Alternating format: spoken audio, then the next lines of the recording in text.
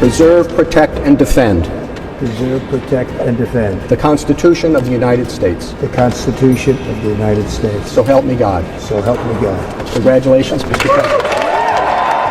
Donald Trump के शपथ ग्रहण के बाद से उम्मीद थी कि अब मिडिल ईस्ट में शांति के लिए वो बड़े कदम उठाएंगे। दूसरी तरफ इजराइल को भी ट्रंप से बड़ी उम्मीदें थीं कि वो वेस्ट बैंक में उसके एनेक्स प्लान को बढ़ावा देंगे। लेकिन ट्रंप के गाजा युद्ध को लेकर दिए हालिया बयान ने दुनिया को चौंका दिया है।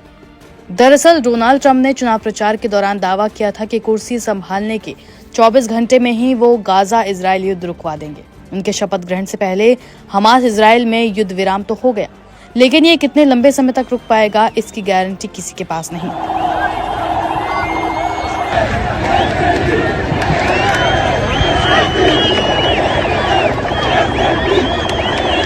जब ट्रंप से इस युद्ध विराम को लेकर सवाल पूछा गया तो उन्होंने ऐसा जवाब दिया जिससे सब के सब हैरान रह गए।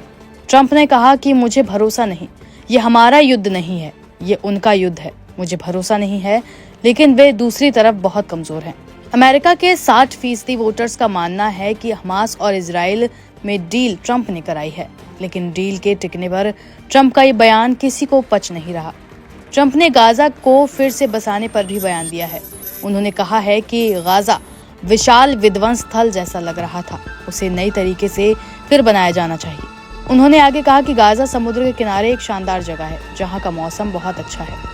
उन्होंने कहा कि इसके बारे में कई अच्छी बातें हैं और वहां कुछ अद्भुत काम किए जा सकते हैं। ट्रंप के भरोसे न होने के मायने।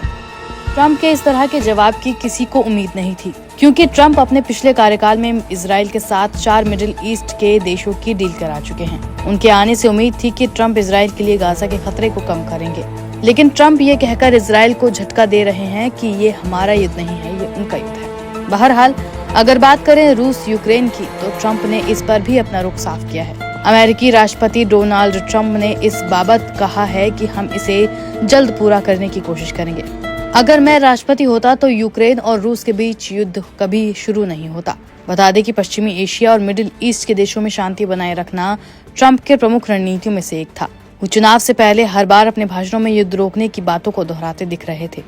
अब ये देखना है कि वो इसमें कब तक और कितना सफल हो पाते हैं। आपकी इस बारे में क्या राय है, हमें कमेंट बॉक्स में जरूर लिखिएगा।